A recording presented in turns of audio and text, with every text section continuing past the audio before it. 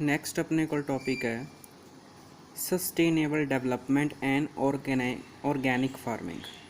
ਹੁਣ ਦੇਖੋ, sustainable development ਦਾ ਮਤਲਬ ਹੁੰਦਾ ਹੈ ਜੇ ਸਸਟੇਨੇਬਲ ਮਤਲਬ ਸਿੰਪਲ ਜਿਹਾ ਵਰਡ ਇੰਗਲਿਸ਼ ਦਾ, ਜਿਹੜੀ ਚੀਜ਼ ਜ਼ਿਆਦਾ ਦੇਰ ਤੱਕ ਯੂਜ਼ ਕੀਤੀ ਜਾ ਸਕਦੀ ਹੈ।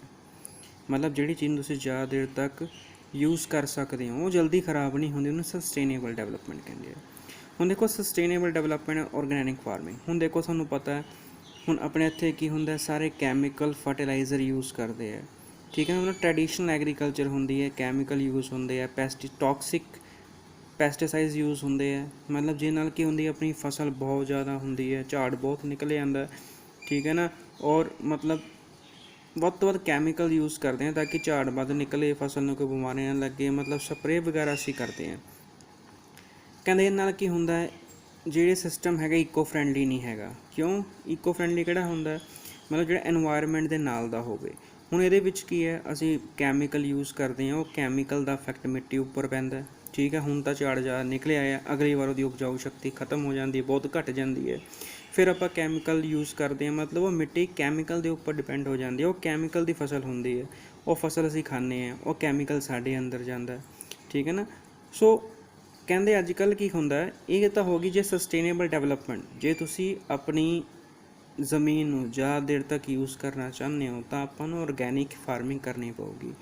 ਔਰਗੈਨਿਕ ਫਾਰਮਿੰਗ ਜਿਹੜੀ ਹੁੰਦੀ ਹੈ ਉਹ ਟਰੈਡੀਸ਼ਨਲ ਫਾਰਮਿੰਗ ਤੋਂ ਟੋਟਲੀ ਆਪੋਜ਼ਿਟ ਹੁੰਦੀ ਹੈ।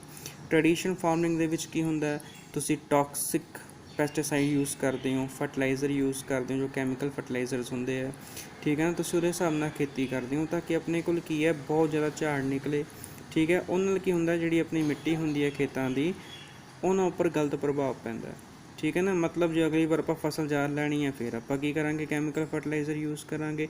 ਵਿਦਆਊਟ ਕੈਮੀਕਲ ਫਰਟੀਲਾਈਜ਼ਰ ਤਾਂ ਫਿਰ ਆਪਣੇ ਕੋਲ ਇੰਨਾ ਜ਼ਿਆਦਾ ਝਾੜ ਆਵੇ ਪੋਸੀਬਲ ਹੈ ਹੀ ਨਹੀਂ ਹੈ। ਸੋ ਕਹਿੰਦੇ ਆਪਾਂ ਨੂੰ ਕਿਹਦੇ ਵੱਲ ਪ੍ਰੈਫਰੈਂਸ ਜ਼ਿਆਦਾ ਦੇਣੀ ਚਾਹੀਦੀ ਹੈ, ਔਰਗੈਨਿਕ ਫਾਰਮਿੰਗ। ਹੁਣ ਦੇਖੋ, ਔਰਗੈਨਿਕ ਫਾਰਮਿੰਗ ਕੀ ਹੁੰਦੀ ਆ, ਉਹ ਖੇਤੀ, ਉਹ ਫਸਲ ਅਸੀਂ ਉਗਾਉਂਦੇ ਹਾਂ, ਜਿਹੜੀ ਮਰਜ਼ੀ ਫਸਲ ਉਗਾ ਸਕਦੇ ਹੋ, ਪਰ without chemical fertilisers, without pesticides, ਠੀਕ ਹੈ ਨਾ। ਉਹਨੂੰ ਆਪਾਂ ਕਹਿੰਦੇ ਹਾਂ organic farming.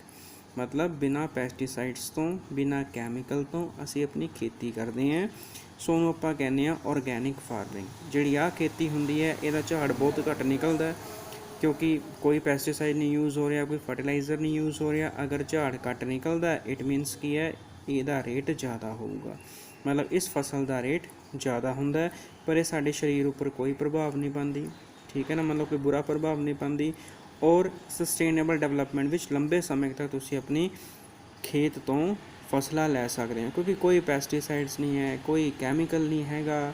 So this is called ਆ ਔਰਗੈਨਿਕ ਫਾਰਮਿੰਗ। ਹੁਣ ਤੁਸੀਂ ਹੁਣ ਵੀ ਜਾ ਸਕਦੇ ਹੋ, ਅਗਰ ਤੁਸੀਂ ਬੈਸਟ ਪ੍ਰਾਈਸ ਸਮਾਨ ਲੈਣ ਜਾਂਦੇ ਹੋ ਤਾਂ ਉੱਥੇ ਉਹਨਾਂ ਨੇ ਔਰਗੈਨਿਕ ਦਾਲਾਂ ਦਾ ਅਲੱਗ ਡਿਪਾਰਟਮੈਂਟ ਬਣਾਇਆ ਹੋਇਆ, ਇੱਕ ਅਲੱਗ ਰੈਂਕ ਬਣਾਇਆ, ਉਹਦੇ ਸਾਰੀਆਂ ਔਰਗੈਨਿਕ ਚੀਜ਼ਾਂ ਮਿਲਦੀਆਂ, ਪਰ ਉਹਦਾ ਰੇਟ ਐਜ਼ ਕੰਪੇਅਰ ਟੂ ਜੋ ਟਰੈਡੀਸ਼ਨਲ ਦਾਲਾਂ ਹੁੰਦੀਆਂ, ਜੋ ਫਰਟੀਲਾਈਜ਼ਰ ਦੇ ਨਾਲ ਮਤਲਬ ਖੇਤੀਬਾੜੀ ਕੀਤੀ ਗਈ ਹੈ, ਉਹਦੇ ਮੁਕਾਬਲੇ ਉਹ ਬਹੁਤ ਮਹਿੰਗੀਆਂ ਹੁੰਦੀਆਂ ਔਰਗੈਨਿਕ ਵਾਲੀਆਂ। ਹੁਣ ਦੇਖੋ, ਨੈਕਸਟ ਆ ਆਪਾਂ ਨੂੰ ਔਰਗੈਨਿਕ ਫਾਰਮਿੰਗ ਦੀ ਲੋੜ ਕਿਉਂ ਪਈ, need of the organic farming. ਹੁਣ ਦੇਖੋ, ਸਭ ਤੋਂ ਪਹਿਲੀ ਗੱਲ ਹੈ ਜੀ ਇਕਨੋਮਿਕਲ ਸਿਸਟਮ। ਇਕਨੋਮਿਕਲ ਦਾ ਮਤਲਬ ਕੀ ਹੈ, ਬਹੁਤਾ ਮਹਿੰਗਾ ਨਹੀਂ ਹੈ, ਕਿਉਂਕਿ ਫਰਟੀਲਾਈਜ਼ਰ ਆਪਣੇ ਯੂਜ਼ ਨਹੀਂ ਹੋ ਰਹੇ, ਠੀਕ ਹੈ ਨਾ। ਅਸੀਂ ਕੋਈ ਪੈਸਟੀਸਾਈਡਸ ਨਹੀਂ ਯੂਜ਼ ਕਰ ਰਹੇ, ਅਸੀਂ ਕੋਈ HYV ਸੀਡਸ ਨਹੀਂ ਯੂਜ਼ ਕਰਦੇ ਪਏ, ਸਿੰਪਲ ਖੇਤੀ ਕਰ ਰਹੇ ਹਾਂ, ਠੀਕ ਹੈ ਨਾ। ਭਾਵੇਂ ਝਾੜ ਘੱਟ ਨਿਕਲਦਾ, ਪਰ ਉਹ ਮਹਿੰਗਾ ਤਾਂ ਵਿਕੂਗਾ, ਮਤਲਬ ਪ੍ਰੋਫਿਟ ਹੋ ਰਿਹਾ। ਸੋ ਆਪਾਂ ਸਸਟੇਨੇਬਲ ਡਿਵੈਲਪਮੈਂਟ ਵਿੱਚ ਵੀ ਸਾਡਾ ਹਿੱਸਾ ਪੈ ਰਿਹਾ। ਹੁਣ ਦੇਖੋ, ਜਨਰੇਸ਼ਨ ਆਫ ਇਨਕਮ ਇੱਕ ਤਰ੍ਹਾਂ ਦਾ ਇਨਕਮ ਦਾ ਸਾਧਨ ਹੈ, ਕਿਉਂਕਿ ਤੁਸੀਂ ਜੋ ਔਰਗੈਨਿਕ ਐਗਰੀਕਲਚਰ ਹੁੰਦੀ ਹੈ, ਫੋਰਨ ਦੀ ਵਿੱਚ ਇਹਦੀ ਬਹੁਤ ਡਿਮਾਂਡ ਹੈ ਇਸ ਫਸਲ ਦੀ, ਤੁਸੀਂ ਇਹਨੂੰ ਐਕਸਪੋਰਟ ਕਰ ਸਕਦੇ ਹੋ, ਠੀਕ ਹੈ ਨਾ, ਉੱਥੋਂ ਪੈਸਾ ਕਮਾ ਸਕਦੇ ਹੋ। ਸੋ ਇੱਕ ਤਰ੍ਹਾਂ ਦਾ ਸਟੈਂਡਰਡ ਮੇਨਟੇਨ ਕਰ ਸਕਦੇ ਹੋ ਆਪਣੀ ਫਸਲ ਦਾ। Healthy food. ਹੁਣ ਦੇਖੋ, ਜਿਹੜੀ ਆਪਣੇ ਕੋਲ ਔਰਗੈਨਿਕ ਫਾਰਮਿੰਗ ਹੁੰਦੀ ਹੈ, ਜੋ ਤੋਂ ਫਸਲ ਹੁੰਦੀ ਹੈ, ਸੋ ਇਹ ਕੀ ਹੈ, ਨਿਊਟ੍ਰੀਸ਼ਨ ਨਾਲ ਭਰੀ ਹੁੰਦੀ ਹੈ, ਬਹੁਤ ਜ਼ਿਆਦਾ ਨਿਊਟ੍ਰੀਸ਼ਨਸ ਉਹਦੇ ਵਿੱਚ ਹੁੰਦੇ ਆ। ਸੋ ਇਹ ਆਪਣੇ ਸਿਹਤ ਉੱਪਰ ਕੋਈ ਗਲਤ ਇਫੈਕਟ ਨਹੀਂ ਪਾਉਂਦੇ। ਸੋ ਇਸ ਕਰਕੇ ਇਹਨਾਂ ਦੀ ਡਿਮਾਂਡ ਬਹੁਤ ਜ਼ਿਆਦਾ ਹੈ, ਕਿਉਂਕਿ ਕੋਈ ਫਰਟੀਲਾਈਜ਼ਰ ਨਹੀਂ ਹੈ, ਕੋਈ ਕੈਮੀਕਲ ਨਹੀਂ ਹੈਗਾ। এনवायरमेंट ਫਰੈਂਡਲੀ ਹੈਗਾ, ਕਿਉਂਕਿ ਅਗੇਨ ਉਹੀ ਲਾਈਨ ਆ ਜਾਂਦੀ ਹੈ, ਮੈਂ ਕੋਈ ਫਰਟੀਲਾਈਜ਼ਰ, ਕੋਈ ਕੈਮੀਕਲ ਨਹੀਂ ਯੂਜ਼ ਕਰਦਾ ਪਿਆ, ਮੇਰੀ ਜੋ ਫਸਲ ਹੈ ਉਹ ਕੈਮੀਕਲਸ ਤੋਂ ਬਿਨਾਂ ਹੈਗੀ ਹੈ, ਠੀਕ ਹੈ ਨਾ। ਸੋ ਇਸ ਕਰਕੇ এনवायरमेंट ਫਰੈਂਡਲੀ ਹੈਗੀ ਹੈ। ਹੁਣ ਦੇਖੋ, ਐਮਪਲੋਇਮੈਂਟ ਜਨਰੇਟ ਹੁੰਦੀ ਹੈ। ਕਿਉਂ? ਅਗਰ ਤੁਸੀਂ ਔਰਗੈਨਿਕ ਫਾਰਮਿੰਗ ਕਰਦੇ ਹੋ ਤਾਂ ਉਹਦੇ ਵਿੱਚ ਬਹੁਤ ਜ਼ਿਆਦਾ ਲੇਬਰ ਦੀ ਲੋੜ ਪੈਂਦੀ ਹੈ। ਕਿਉਂ? ਕਿਉਂਕਿ ਵਿਦਆਊਟ ਫਰਟੀਲਾਈਜ਼ਰ ਵਿਦਆਊਟ ਕੈਮੀਕਲ ਅਸੀਂ ਆਪਣੀ ਫਸਲ ਬਹੁਤ ਜ਼ਿਆਦਾ ਦੇਖ ਰੇਖ ਦੀ ਲੋੜ ਪੈਂਦੀ ਹੈ, ਠੀਕ ਹੈ, ਦਿਨ ਰਾਤ ਦੀ ਦੇਖ ਰੇਖ ਕਰਨੀ ਪੈਂਦੀ ਹੈ। ਸੋ ਇੱਕ ਤਰ੍ਹਾਂ ਕੀ ਹੁੰਦਾ, ਆਪਾਂ ਐਮਪਲੋਇਮੈਂਟ ਵੀ ਜਨਰੇਟ ਕਰ ਸਕਦੇ ਹਾਂ, ਡੇ ਸ਼ਿਫਟ ਦੇ ਬੰਦੇ ਅਲੱਗ ਰੱਖ ਸਕਦੇ ਹਾਂ, ਨਾਈਟ ਸ਼ਿਫਟ ਦੇ ਬੰਦੇ ਅਲੱਗ ਰੱਖ ਸਕਦੇ ਹਾਂ। Maintain natural ecosystem. ਹੁਣ ਦੇਖੋ ਜਿਹੜੇ ਆਪਣੇ ਕੋਲ ਔਰਗੈਨਿਕ ਫਾਰਮਿੰਗ ਹੈਗੀ ਹੈ, ਅਗੇਨ ਉਹੀ ਹੈ ਜੋ ਆਪਣੇ ਕੋਲ ਮਿੱਟੀ ਹੈ ਸਾਡੇ ਖੇਤ ਦੀ, ਅਸੀਂ ਬਿਨਾਂ ਪੈਸਟੀਸਾਈਡ ਤੋਂ ਯੂਜ਼ ਕਰ ਰਹੇ ਹਾਂ, ਮਿੱਟੀ ਉੱਪਰ ਕੋਈ ਫਰਕ ਨਹੀਂ ਪੈ ਰਿਹਾ, ਉਹਦੇ ਵਿੱਚ ਹਰਬਸ ਹੈਗੇ ਆ ਉਹਨਾਂ ਉੱਪਰ ਕੋਈ ਇਨਫੈਕਟ ਨਹੀਂ ਪੈ ਰਿਹਾ, ਠੀਕ ਹੈ, ਉੱਦਾਂ ਹੀ ਮੇਨਟੇਨ ਹੈ। ਸੋ ਤੁਸੀਂ ਦੇਖਿਆ ਹੋਊਗਾ ਕਈ ਵਾਰ ਲੋਕ ਆਪਣੇ ਖੇਤਾਂ 'ਚੋਂ ਮਿੱਟੀ ਕਢਾ ਦਿੰਦੇ ਆ ਕਿਉਂਕਿ ਨੀਚੋਂ ਨਵੀਂ ਮਿੱਟੀ ਆ ਜਾਂਦੀ ਹੈ। ਕਈ ਵਾਰ ਤੁਸੀਂ ਦੇਖਿਆ ਹੋਊਗਾ ਉਹ ਕਿਉਂ ਕਢਾਉਂਦੇ ਆ, ਕਿਉਂਕਿ ਬਾਰ-ਬਾਰ ਫਰਟੀਲਾਈਜ਼ਰ ਯੂਜ਼ ਕਰ ਕਰਕੇ, ਕੈਮੀਕਲ ਯੂਜ਼ ਕਰ ਕਰਕੇ ਉਹਨਾਂ ਮਿੱਟੀ ਦੀ ਉਪਜਾਊ ਸ਼ਕਤੀ ਖਤਮ ਹੋ ਚੁੱਕੀ ਹੈ। ਨੀਚੋਂ ਨਵੀਂ ਮਿੱਟੀ ਨਿਕਲਦੀ, ਉਹਦੀ ਉਪਜਾਊ ਸ਼ਕਤੀ ਹੁੰਦੀ, ਫਿਰ ਉਹ ਕੈਮੀਕਲ ਯੂਜ਼ ਕਰਨਗੇ, ਇੱਕ ਟਾਈਮ 'ਤੇ ਫਿਰ ਉਹ ਵੀ ਕਢਾ ਦੇਣਗੇ। ਕਿਉਂ? ਕਿਉਂਕਿ ਉਪਜਾਊ ਸ਼ਕਤੀ ਜੋ ਫਰਟੀਲਾਈਜ਼ਰ ਹੁੰਦੇ ਆ ਉਹ ਖਤਮ ਕਰ ਦਿੰਦੇ ਆ।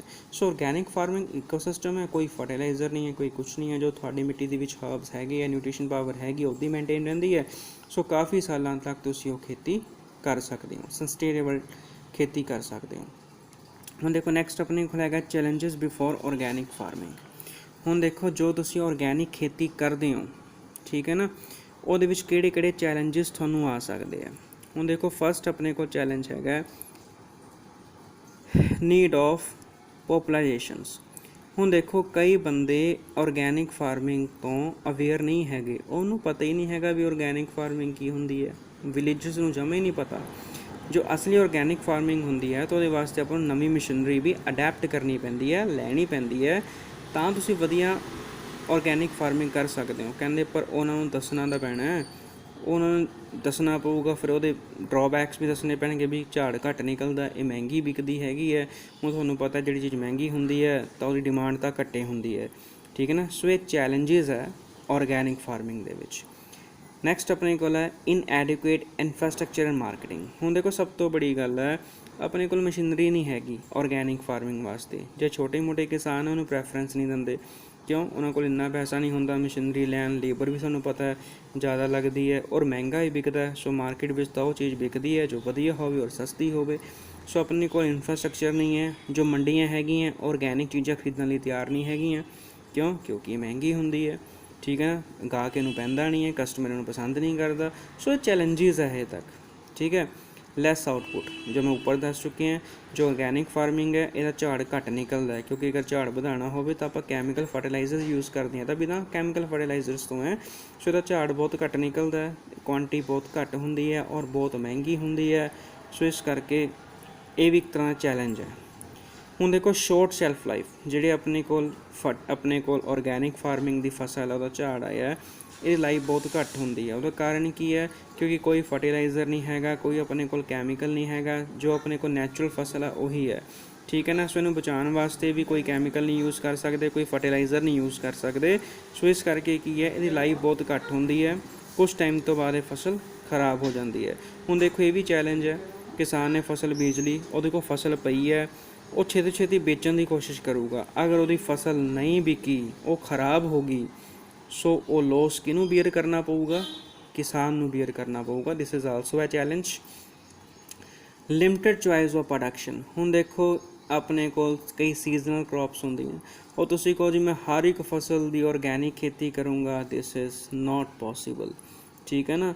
ਕੁਛ ਕੁ ਚੀਜ਼ਾਂ ਤੁਸੀਂ ਔਰਗੈਨਿਕ ਖੇਤੀਬਾੜੀ ਕਰ ਸਕਦੇ ਹੋ, ਕਿਉਂਕਿ ਹੁਣ ਦੇਖੋ ਹਰ ਜਗ੍ਹਾ ਉੱਪਰ, ਹਰ ਖੇਤ ਉੱਪਰ, ਹਰ ਇਲਾਕੇ ਉੱਪਰ ਹਰ ਇੱਕ ਤਰ੍ਹਾਂ ਦੀ ਫਸਲ ਤਾਂ ਹੋ ਨਹੀਂ ਸਕਦੀ। ਹੁਣ ਤੁਸੀਂ ਕਹੋ ਜੀ ਮੈਂ ਕੋਟ ਗੰਗੂ ਰਾਏ ਦੇ ਵਿੱਚ ਹੁਣ ਇਸ ਟਾਈਮ ਮੈਂ ਮੂੰਗਫਲੀ ਦੀ ਖੇਤੀ ਕਰੂੰਗਾ, ਦਿਸ ਇਜ਼ ਨਾਟ ਪੋਸੀਬਲ, ਕਿਉਂਕਿ ਉਹਦੇ ਵਾਸਤੇ ਆਪਾਂ ਨੂੰ ਰਤੀਲੀ ਜ਼ਮੀਨ ਚਾਹੀਦੀ ਹੁੰਦੀ ਹੈ। ਜਿਹੜੀ ਫਸਲ ਤੁਹਾਡੇ ਕੋਲ ਉੱਥੇ ਹੋ ਸਕਦੀ ਹੈ ਉਹੀ ਫਸਲ ਦੀ ਤੁਸੀਂ ਔਰਗੈਨਿਕ ਫਾਰਮਿੰਗ ਕਰ ਸਕਦੇ ਹੋ, ਸਾਰਿਆਂ ਵਾਸਤੇ ਪੋਸੀਬਲ ਨਹੀਂ ਹੈ। ਸੋ ਬਹੁਤ ਲਿਮਟਿਡ ਚੋਇਸ ਆਫ ਪ੍ਰੋਡਕਸ਼ਨ ਹੁੰਦੀ ਹੈ। ਸੋ ਦੀਜ਼ ਆਰ ਦੀ ਚੈਲੰਜਿਸ। ਚੈਲੰਜਿਸ ਦਾ ਮਤਲਬ ਕੀ ਹੁੰਦਾ ਹੈ? ਇਹ ਸਾਰੇ ਚੈਲੰਜਿਸ ਹੈ। ਇਹਨਾਂ ਸਾਰਿਆਂ ਚੈਲੰਜਿਸ ਨੂੰ ਦੇਖਣ ਤੋਂ ਬਾਅਦ ਕੌਣ ਹੈ ਜੋ ਔਰਗੈਨਿਕ ਖੇਤੀ ਕਰਨਾ ਚਾਹੂਗਾ? ਸੋ these are the challenges of the organic farming. So this is the last topic of your chapter number 6. Your chapter is completed.